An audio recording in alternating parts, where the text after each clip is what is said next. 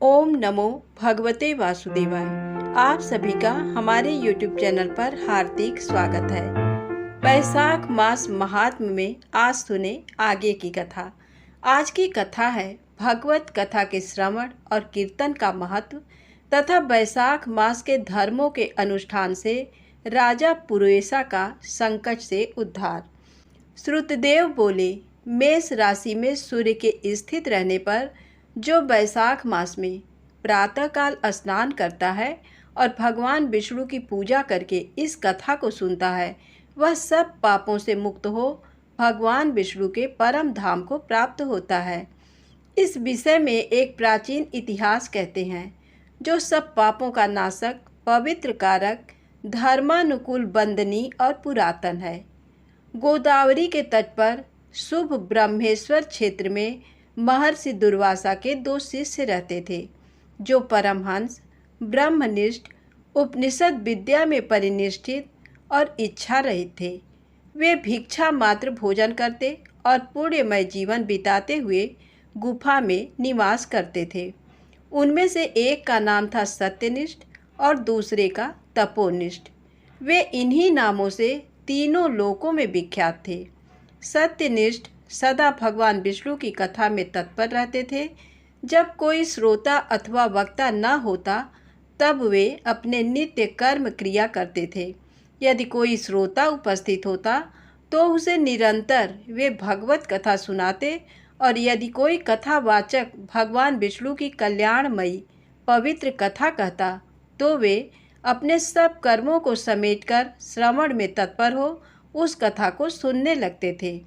वे अत्यंत दूर के तीर्थों और देव मंदिरों को छोड़कर तथा कथा विरोधी कर्मों का परित्याग करके भगवान की दिव्य कथा सुनते और श्रोताओं को स्वयं भी सुनाते थे।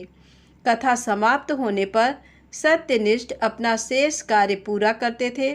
कथा सुनने वाले पुरुष को जन्म मृत्युमय संसार बंधन की प्राप्ति नहीं होती, उसके अंतःकरण की शुद्धि होती है। भगवान विष्णु में जो अनुराग की कमी है वह दूर हो जाती है और उनके प्रति अगाढ़ अनुराग होता है। साथ ही साधु पुरुषों के प्रति सौहार्द बढ़ता है। रजोगुण रहित गुणातीत परमात्मा शीघ्र ही हृदय में स्थित हो जाते हैं। श्रवण से ज्ञान पाकर मनुष्य भगवत चिंतन में समर्थ होता है। श्रवण, ध्यान और मनन ये वेदों में अनेक प्रकार से बताया गया है। जहाँ भगवान विष्णु की कथा न होती हो और जहाँ साधु पुरुष न रहते हों, वह स्थान साक्षात गंगा तट ही क्यों न हो, निस्संदेह त्याग देने योग्य है। जिस देश में तुलसी नहीं है अथवा भगवान विष्णु का मंदिर नहीं है, ऐसा स्थान निवास करने योग्य नहीं है।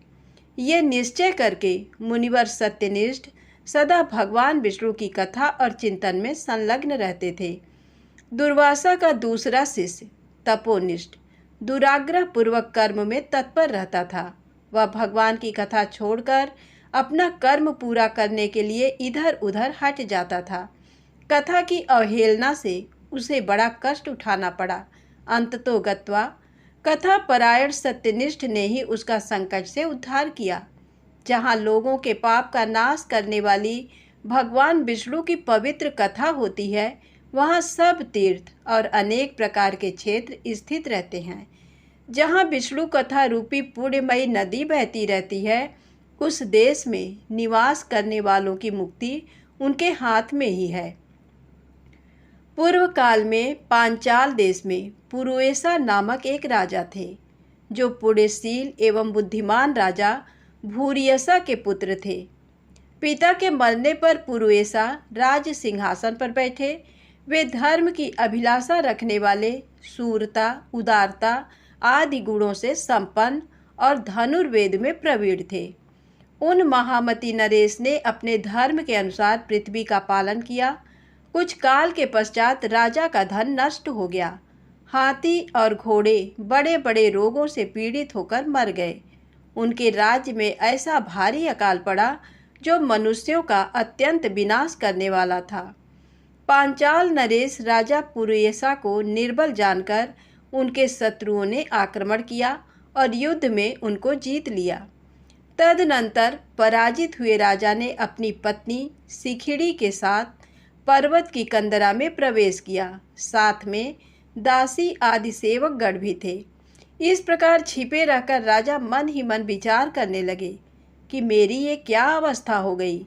मैं जन्म और कर्म से शुद्ध हूँ, माता और पिता के हित में तत्पर रहा हूँ, गुरु भक्त, उदार, ब्राह्मणों का सेवक, धर्मपरायण, सब प्राणियों के प्रति दयालु, देव पूजक और जितेंद्रीय भी हूँ।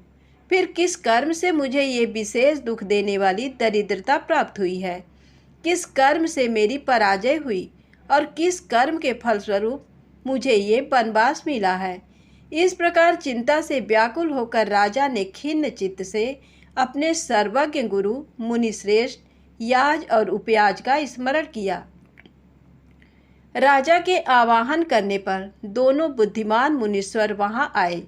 उन्हें देखकर पांचाल प्रिय नरेश सहसा उठकर खड़े हो गए और बड़ी भक्ति के साथ गुरु के चरणों में मस्तक रखकर प्रणाम किया। फिर वन में पैदा होने वाली शुभ सामग्रियों के द्वारा उन्होंने उन दोनों का पूजन किया और विनीत भाव से पूछा, विप्रवरों, मैं गुरु चरणों में भक्ति रखने वाला हूँ। मुझे किस कर्म से ये दरिद्रता, कोष हानि और शत्रुओं से पराजय प्राप्त हुई है? किस कारण से मेरा वनवास हुआ और मुझे अकेले रहना पड़ा? मेरे न कोई पुत्र है, न भाई है और न हितकारी मित्र। मेरे द्वारा सुरक्षित राज्य में ये बड़ा भारी अकाल कैसे पड़ गया? ये सब बातें विस्तार पूर्वक मुझे बताइए। राजा के इस प्रकार पूछने पर वे दोनों मुनिश्रेष्ठ कुछ देर ध्यान मग्न हो इस प्रकार बोले, राजन, तुम पहले के 10 जन्मों तक महापापी व्याध रहे हो। तुम सब लोगों के प्रति क्रूर और हिंसा परायण थे। तुमने कभी लेस मात्र भी धर्म का अनुष्ठान नहीं किया। इंद्रिय संयम तथा मनोनिग्रह का तुम्हें सर्वथा अभाव था। तुम्हारी जिह्वा किसी प्रकार भगवान विष्णु के नाम नहीं लेती थी। तुम्हारा चित्त गोविंद के 4 चरणार बिंदों का चिंतन नहीं करता था और तुमने कभी मस्तक नवाकर परमात्मा को प्रणाम नहीं किया। इस प्रकार दुरात्मा व्याध का जीवन व्यतीत करते हुए तुम्हारे 9 जन्म पूरे हो गए। 10वां जन्म प्राप्त होने पर तुम सह पर्वत पर पुनः व्याध हुए। वहाँ सब लोगों के प्रति क्रूरता करना ही तुम्हारा स्वभाव था। तुम मनुष्यों के लिए यम के समान थे, दयाहीन, शस्त्रजीवी और हिंसा परायण थे। अपनी स्त्री के साथ रहते हुए राह चलने वाले पथिकों को तुम बड़ा कष्ट दिया करते थे, बड़े भारी सठ थे। इस प्रकार अपने हित को न जानते हुए तुमने बहुत वर्ष व्यतीत किए। जिनके छोटे छोटे बच्चे हैं, ऐसे मृगों और पक्षियों के वध करने के कारण तुम दयाहीन दुर्बुद्धि को इस जन्म में कोई पुत्र नहीं प्राप्त हुआ।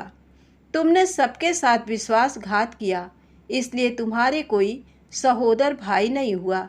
मार्ग में सबको पीड़ा देते रहे, इसलिए इस जन्म में तुम मित्र रहित हो। साधु पुरुषों के तिरस्कार से शत्रुओं द्वारा तुम्हारी पराजय हुई। कभी दान न देने के दोष से तुम्हारे घर में दरिद्रता प्राप्त हुई है। तुमने दूसरों को सदा उद्वेग में डाला, इसलिए तुम्हें दुस्सह वनवास मिला। सबके अप्रिय होने के कारण तुम्हें असह्य दुख मिला है। तुम्हारे क्रूर कर्मों के फल से ही इस जन्म में मिला हुआ राज्य भी छिन गया है। वैशाख मास की गर्मी में तुमने स्वार्थवश एक दिन एक ऋषि को दूर से तालाब बता दिया था और हवा के लिए पलाश का एक सूखा पत्ता दे दिया था। बस जीवन में इस एक ही पुण्य के कारण तुम्हारा ये जन्म परम पवित्र राजवंश में हुआ है। अब यदि तुम सुख, राज्य, धन, धान्य आदि संपत्ति, स्वर्ग और मोक्ष चाहते हो अथवा सायुज्य एवं श्रीहरि के पद की अभिलाषा रखते हो तो वैशाख मास के धर्मों का पालन करो। इससे सब प्रकार के सुख पाओगे। इस समय वैशाख मास चल रहा है। आज अक्षय तृतीया है। आज तुम विधि पूर्वक स्नान और भगवान लक्ष्मीपति की पूजा करो। यदि अपने समान ही गुणवान पुत्रों की अभिलाषा करते हो तो सब प्राणियों के हित के लिए प्याऊ लगाओ। इस पवित्र वैशाख मास में भगवान मधुसूदन की प्रसन्नता के लिए यदि तुम निष्काम भाव से धर्मों का अनुष्ठान करोगे तो अंतःकरण शुद्ध होने पर तुम्हें भगवान विष्णु का प्रत्यक्ष दर्शन होगा। यों कहकर राजा की अनुमति ले उनके दोनों ब्राह्मण पुरोहित याज और उपयाज जैसे आए थे वैसे ही चले गए। उनसे उपदेश पाकर महाराज पुरोहिसा ने वैशाख मास के संपूर्ण धर्मों का श्रद्धापूर्वक पालन किया और भगवान मधुसूदन की आराधना की। इससे उनका प्रभाव बढ़ गया तथा बंधु बांधव उनसे आकर मिल गए। तत्पश्चात वे मरने से बची हुई सेना को साथ ले बंधुओं सहित पांचाल नगरी के समीप आए। उस समय पांचाल राजा के साथ राजाओं का पुनः संग्राम हुआ। महारथी पुरोहिसा ने अकेले ही समस्त महाबाहु राजाओं पर विजय पाई। विरोधी राजाओं ने भागकर विभिन्न देशों के मार्गों का आश्रय लिया। विजयी पांचाल राज ने भागे हुए राजाओं के कोष 10 करोड़ घोड़े, 3 करोड़ हाथी, 1 अरब रथ, 10,000 ऊंट और 3 लाख खच्चरों को अपने अधिकार में करके अपनी पुरी में पहुंचा दिया। वैशाख धर्म के महात्म से सब राजा मग्न मनोरथों पुरोहिसा को कर देने वाले हो गए और पांचाल देश में अनुपम सुकाल आ गया। भगवान विष्णु की प्रसन्नता से इस वसुधा पर उनका एक छत्र राज्य हुआ और गुरुता, उदारता आदि गुणों से युक्त उनके 5 पुत्र हुए, जो धृष्टकीर्ति, धृष्टकेतु, धृष्टद्युम्न, विजय और चित्रकेतु के नाम से प्रसिद्ध थे। धर्मपूर्वक प्रतिपालित होकर समस्त प्रजा राजा के प्रति अनुरक्त हो गई। इससे उसी क्षण उन्हें वैशाख मास के प्रभाव का निश्चय हो गया। तब से पांचाल राज भगवान विष्णु की प्रसन्नता के लिए वैशाख मास के धर्मों का निष्काम भाव से बराबर पालन करने लगे। उनके इस धर्म से संतुष्ट होकर भगवान विष्णु ने अक्षय तृतीया के दिन उन्हें प्रत्यक्ष दर्शन दिया। श्रुतदेव कहते हैं, परमात्मा भगवान नारायण 4 भुजाओं से सुशोभित थे। उन्होंने हाथों में शंख, चक्र, गदा और पद्म धारण कर रखे थे। वे पीतांबर धारण करके वनमाला से विभूषित थे। भगवती लक्ष्मी तथा एक पार्षद के साथ गरुड़ की पीठ पर विराजित थे। उनका दुस्सह तेज देखकर राजा के नेत्र सहसा मुंद गए। उनके सब अंगों में रोमांच हो आया और नेत्रों से अश्रुधारा प्रवाहित होने लगी। भगवत दर्शन के आनंद में उनका हृदय सर्वथा डूब गया। उन्होंने तत्काल आगे बढ़कर भगवान को साष्टांग प्रणाम किया। फिर प्रेम विह्वल नेत्रों से विश्वात्म देव जगदीश्वर श्री हरि को बहुत देर तक निहार कर उनके चरण धोए और उस जल को अपने मस्तक पर धारण किया। उन्हीं चरणों की धोवन रूपा श्री गंगा जी ब्रह्मा जी सहित तीनों लोकों को पवित्र करती हैं। तत्पश्चात राजा ने महान वैभव से बहुमूल्य वस्त्र, आभूषण और चंदन से हार, धूप, दीप तथा अमृत के समान नैवेद्य के निवेदन आदि से अपने तन, मन, धन और आत्मा का समर्पण करके अद्वितीय पुराण पुरुष भगवान विष्णु का पूजन किया। पूजा के बाद इस प्रकार स्तुति की, जो निर्गुण, निरंजन एवं प्रजापतियों के भी अधीश्वर हैं, ब्रह्मा आदि संपूर्ण देवता जिनकी वंदना करते रहते हैं, उन परम पुरुष भगवान श्री हरि को मैं प्रणाम करता हूँ। शरणागतों की पाप राशि का नाश करने वाले आपके चरणार बिंदों को परिपक्व योग वाले योगियों ने जो अपने हृदय में धारण किया है, ये उनके लिए बड़े सौभाग्य की बात है। बढ़ी हुई भक्ति के द्वारा अपने अंतःकरण तथा जीव भाव को भी आपके चरणों में ही चढ़ाकर वे योगी जन उन चरणों के चिंतन मात्र से आपके धाम को प्राप्त हुए हैं। विचित्र कर्म करने वाले आप स्वतंत्र परमेश्वर को नमस्कार है। साधु पुरुषों पर अनुग्रह करने वाले आप परमात्मा को प्रणाम है। प्रभो, आपकी माया से मोहित होकर मैं स्त्री और धन रूपी विषयों में ही भटकता रहा हूँ। अनर्थ में ही मेरी अर्थ दृष्टि हो गई थी। प्रभो, विश्वमूर्ते, जब जीव पर आप अनंत शक्ति परमेश्वर की कृपा होती है, तभी उसे महापुरुषों का संग प्राप्त होता है, जिससे यह संसार समुद्र गोपद के समान हो जाता है। ईश्वर, जब सत्संग मिलता है तभी आप में मन तथा बुद्धि का अनुराग होता है। मेरा समस्त राज्य जो मुझसे छीन गया था, वह भी आपका मुझ पर महान अनुग्रह ही हुआ था, ऐसा मैं मानता हूँ। मैं न तो राज्य चाहता हूँ, न पुत्र आदि की इच्छा रखता हूँ और न कोष की ही अभिलाषा करता हूँ, अपितु मुनियों के द्वारा ध्यान करने योग्य जो आपके आराधनीय चरणार बिंद हैं, उन्हीं का नित्य सेवन करना चाहता हूँ। देवेश्वर, जगन निवास, मुझ पर प्रसन्न होइए, जिससे आपके चरण कमलों की स्मृति बराबर बनी रहे तथा स्त्री, पुत्र, खजाना एवं आत्मीय कहे जाने वाले सब पदार्थों में मेरी जो आसक्ति है वह सदा के लिए दूर हो जाए। भगवान, मेरा मन सदा आपके चरणार बिंदों के चिंतन में लगा रहे। मेरी वाणी आपकी दिव्य कथा के निरंतर वर्णन में तत्पर हो। मेरे ये दोनों नेत्र आपके श्री विग्रह के दर्शन में, कान कथा श्रवण में तथा रसना आपके भोग लगाए हुए प्रसाद के आस्वादन में प्रवृत्त हो। प्रभो, मेरी नासिका आपके चरण कमलों की तथा आपके भक्त जनों के गंध विलेपन आदि की सुगंध लेने में, दोनों हाथ आपके मंदिर में झाड़ू देने आदि की सेवा में, दोनों पैर आपके तीर्थ और कथा स्थान की यात्रा करने में तथा मस्तक निरंतर आपको प्रणाम करने में संलग्न रहे। मेरी कामना आपकी उत्तम कथा में और बुद्धि अहर्निश आपका चिंतन करने में तत्पर हो। मेरे घर पर पधारे हुए मुनियों द्वारा आपकी उत्तम कथा का वर्णन तथा आपकी महिमा का गान होता रहे और इसी में मेरे दिन बीते। विष्णु, एक क्षण तथा आधे पल के लिए भी ऐसा प्रसंग न उपस्थित हो जो आपकी चर्चा से रहित हो। राजा के इस प्रकार स्तुति करने पर कमल नयन भगवान विष्णु ने प्रसन्न हो मेघ के समान गंभीर वाणी में इस प्रकार कहा, राजन, मैं जानता हूँ तुम मेरे श्रेष्ठ भक्त हो, कामना रहित और निष्पाप हो। नरेश्वर, मुझ में तुम्हारी दृढ़ भक्ति हो और अंत में तुम मेरा सायुज्य प्राप्त करो।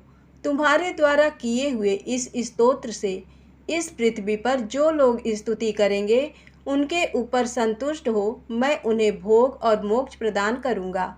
ये अक्षय तृतीया इस पृथ्वी पर प्रसिद्ध होगी, जिसमें भोग और मोक्ष प्रदान करने वाला मैं तुम्हारे ऊपर प्रसन्न हुआ।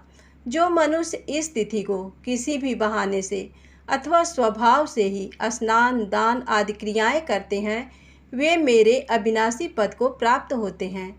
जो मनुष्य पितरों के उद्देश्य से अक्षय तृतीया को श्राद्ध करते हैं, उनका किया हुआ वह श्राद्ध अक्षय होता है।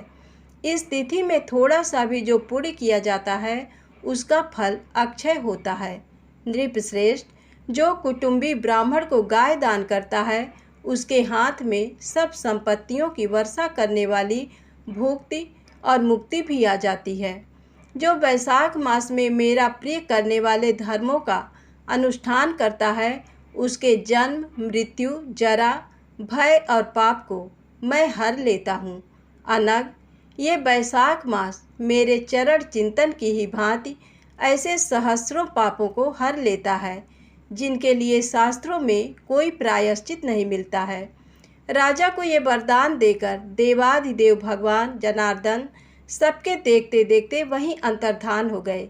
तदनंतर राजा पुरोएसा सदा भगवान में ही मन लगाए हुए उन्हीं के सेवा में तत्पर रहकर इस पृथ्वी का पालन करने लगे। देव दुर्लभ समस्त मनोरथों का उपभोग करके अंत में उन्होंने चक्रधारी भगवान विष्णु का सायुज्य प्राप्त कर लिया। जो इस उत्तम उपाख्यान को सुनते और सुनाते हैं, वे सब पापों से मुक्त हो भगवान विष्णु के परम पद को प्राप्त होते हैं। श्रुतदेव जी कहते हैं, राजन, पंपा के तट पर कोई शंख नाम से प्रसिद्ध परम यशस्वी ब्राह्मण थे, जो बृहस्पति के सिंह राशि में स्थित होने पर कल्याणमयी गोदावरी नदी में स्नान करने के लिए गए। मार्ग में परम पवित्र भीमरथी को पार करने के बाद दुर्गम जलशून्य एवं भयंकर निर्जन वन में धूप से विकल हो गए थे। बैसाख का महीना था और दोपहर का समय। वे किसी वृक्ष के नीचे जा बैठे। इसी समय कोई दुराचारी व्याध हाथ में धनुष धारण किए वहां आया। ब्राह्मण के दर्शन से उसकी बुद्धि पवित्र हो गई और वह इस प्रकार बोला, मुने, मैं अत्यंत दुर्बुद्धि एवं पापी हूँ। मेरे ऊपर आपने बड़ी कृपा की है, क्योंकि साधु महात्मा स्वभाव से ही दयालु होते हैं। कहाँ मैं नीच कुल में उत्पन्न हुआ व्याध और कहाँ मेरी ऐसी पवित्र बुद्धि। मैं इसे केवल आपका ही उत्तम अनुग्रह मानता हूँ। साधु बाबा, मैं आपका शिष्य हूँ, कृपा पात्र हूँ। साधु पुरुषों का समागम होने पर मनुष्य फिर कभी दुख को नहीं प्राप्त होता।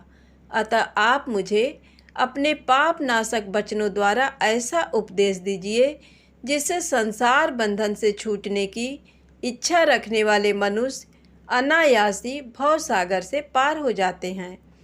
साधु पुरुषों का चित्त सबके प्रति समान होता है। वे सब प्राणियों के प्रति दयालु होते हैं।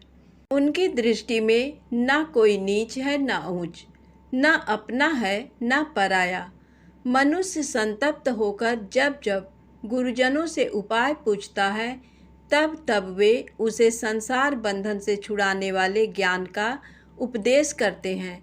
जैसे गंगा जी मनुष्यों के पाप का नाश करने वाली हैं, उसी प्रकार मूढ़ जनों का उद्धार करना साधु पुरुषों का स्वभाव ही माना गया है। व्याध के ये वचन सुनकर शंख ने कहा, व्याध, यदि तुम कल्याण चाहते हो तो बैसाख मास में भगवान विष्णु को प्रसन्न और संसार समुद्र से पार करने वाले जो दिव्य धर्म बताए गए हैं उनका पालन करो। मुनिश्रेष्ठ शंख प्यास से बहुत कष्ट पा रहे थे। दोपहर के समय उन्होंने सुंदर सरोवर में स्नान किया और युगल वस्त्र धारण करके मध्याह्न काल की उपासना पूरी की। फिर देव पूजा करने के पश्चात व्याध के लाए हुए श्रमहारी एवं स्वादिष्ट कैत का फल खाया। जब वे खा पीकर सुखपूर्वक विराजमान हुए, उस समय व्याध ने हाथ जोड़कर कहा, मुने, किस कर्म से मेरा तमोमय व्याध कुल में जन्म हुआ और किससे ऐसी सद्बुद्धि तथा महात्मा की संगत प्राप्त हुई। प्रभो, यदि आप ठीक समझें तो मैंने जो कुछ पूछा है वह तथा अन्य जानने योग्य बातें भी मुझसे कहिए। शंख बोले, पूर्व जन्म में तुम वेदों के पारंगत विद्वान ब्राह्मण थे। साकल्य नगर में तुम्हारा जन्म हुआ था। तुम्हारा गोत्र श्रीवत्स और नाम स्तंभ था। उस समय तुम बड़े तेजस्वी समझे जाते थे, किंतु आगे चलकर किसी वेश्या में तुम्हारी आसक्ति हो गई। उसके संग दोष से तुमने नित्य कर्मों को त्याग दिया और शूद्र की भांति घर आकर रहने लगे। यद्यपि तुम सदाचार शून्य, दुष्ट तथा धर्म कर्मों के त्यागी थे, तो भी उस समय तुम्हारी ब्राह्मणी पत्नी कांतिमती ने वेश्या सहित तुम्हारी सेवा की। वह सदा तुम्हारा प्रिय करने में लगी रहती थी। वह तुम दोनों के पैर धोती, दोनों की आज्ञा का पालन करती और दोनों से नीचे आसन पर सोती थी। इस प्रकार वेश्या सहित पति की सेवा करती हुई उस दुखिनी ब्राह्मणी का इस भूतल पर बहुत समय बीत गया। एक दिन उसके पति ने मूली सहित उड़द खाया और तिल मिश्रित निष्पाव भक्षण किया। उस अपथ्य भोजन से उसका मुंह पेट चलने लगा और उसे बड़ा भयंकर भगंदर रोग हो गया। वह उस रोग से दिन रात जलने लगा। जब तक घर में धन रहा तब तक वेश्या भी वहाँ टिकी रही। उसका सारा धन लेकर पीछे उसने उसका घर छोड़ दिया। वेश्या तो क्रूर और निर्दयी होती ही हैं। उसे छोड़कर दूसरे के पास चली गई। तब वह ब्राह्मण रोग से व्याकुल चित्त हो रोता हुआ अपनी स्त्री से बोला, देवी, मैं वेश्या के प्रति आसक्त और अत्यंत निष्ठुर मनुष्य हूँ, मेरी रक्षा करो। सुंदरी, तुम परम पवित्र हो, मैंने तुम्हारा कुछ भी उपकार नहीं किया। कल्याणी, जो पापी एवं निंदित मनुष्य अपनी विनीत पत्नी का आदर नहीं करता, वह 15 जन्मों तक नपुंसक होता है। महाभागे, दिन रात साधु पुरुष उसकी निंदा करते हैं। तुम साध्वी और पतिव्रता हो। मैं तुम्हारा अनादर करके पाप योनि में गिरूंगा। तुम्हारा अनादर करने से जो तुम्हारे मन में क्रोध हुआ होगा, उससे मैं दग्ध हो चुका हूँ। इस प्रकार अनुताप युक्त वचन कहते हुए पति से वह पतिव्रता हाथ जोड़कर बोली, प्राणनाथ, आप मेरे प्रति किए हुए व्यवहार को लेकर दुख न माने, लज्जा का अनुभव न करें। मेरा आपके ऊपर तनिक भी क्रोध नहीं है, जिसे आप अपने को दग्ध हुआ बतलाते हैं। पूर्व जन्म में किए हुए पाप ही इस जन्म में दुख रूप होकर आते हैं। जो उन दुखों को धैर्यपूर्वक सहन करती हैं, वही स्त्री साध्वी मानी जाती हैं और वही पुरुष श्रेष्ठ समझा जाता है। वह उत्तम वर्ण वाली स्त्री अपने पिता और भाइयों से धन मांग कर लाई और उसी से पति का पालन करने लगी। उसने अपने स्वामी को साक्षात क्षीर सागर निवासी विष्णु ही माना। वह दिन रात पति के मल मूत्र साफ करती और उसके शरीर में पड़े हुए कष्टदायक कीड़ों को धीरे धीरे नख से खींचकर निकालती थी। ब्राह्मणी न रात में सोती थी न दिन में। अपने स्वामी के दुख से संतप्त होकर वह दुखिनी सदा इस प्रकार प्रार्थना किया करती थी, प्रसिद्ध देवता और पितर मेरे स्वामी की रक्षा करें, इन्हें रोगहीन एवं निष्पाप कर दें। मैं पति के आरोग्य के लिए चंडिका देवी को भैंस का दही और उत्तम अन्न चढ़ाऊंगी। महात्मा गणेश जी की प्रसन्नता के लिए मोदक बनवाऊंगी। 10 शनिवारों को उपवास करूंगी तथा मीठा और घी नहीं खाऊंगी। मेरे पति रोगहीन होकर 100 वर्ष जीवें। इस प्रकार वह देवी प्रतिदिन देवताओं से प्रार्थना करती थी। उन्हीं दिनों कोई देवल नामक महात्मा वहां आए। वैशाख मास में धूप से पीड़ित हो सायंकाल के समय उस ब्राह्मण के घर में उन्होंने पदार्पण किया। ब्राह्मणी ने महात्मा के चरण धोकर उस जल को मस्तक पर चढ़ाया और धूप से कष्ट पाए हुए महात्मा को पीने के लिए शरबत दिया। प्रातःकाल सूर्योदय होने पर मुनि जैसे आए थे वैसे चले गए। तदनंतर थोड़े ही समय में उस ब्राह्मण को सन्निपात हो गया। ब्राह्मणी सौंठ, मिर्च और पीपल लेकर जब उसके मुंह में डालने लगी, तब उसने पत्नी की अंगुली काट ली। उसके दोनों दांत सहसा सट गए और ब्राह्मणी की अंगुली का वह कोमल खंड उसके मुंह में ही रह गया। अंगुली काटकर उस वेश्या का ही चिंतन करता हुआ वह ब्राह्मण मर गया। तब उसकी पत्नी कांतिमती ने कंगन बेचकर बहुत सा ईंधन खरीदा और चिता बनाकर वह साध्वी पति के साथ उसमें जा बैठी। उसने पति के रोगी शरीर का गाढ़ आलिंगन करके उसके साथ अपने आप को भी चिता में जला दिया। शरीर त्याग कर वह सहसा भगवान विष्णु के धाम में चली गई। उसने वैशाख मास में जो देवल मुनि को शरबत पिलाया और उनके चरणोदक को शीश पर चढ़ाया था, इससे उसको योगी गम्य परम पद की प्राप्ति हुई। तुमने अंतकाल में वेश्या का चिंतन करते हुए शरीर त्याग किया था, इसलिए इस घोर व्याध के शरीर में आए हो और हिंसा में आसक्त हो सबको उद्वेग में डाला करते हो। तुमने वैशाख मास में मुनि को शरबत देने के लिए ब्राह्मणी को अनुमति दी थी।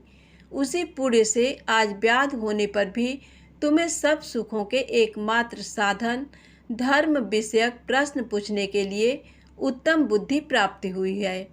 तुमने जो सब पापों को हरने वाले मुनि के चरणोदक को सिर पर धारण किया था, उसी का ये फल है कि वन में तुम्हें मेरा संग मिला है। धन्यवाद। ओम नमो भगवते वासुदेवाय। कथा अच्छी लगी हो तो कृपया वीडियो को लाइक और चैनल को सब्सक्राइब अवश्य करिएगा।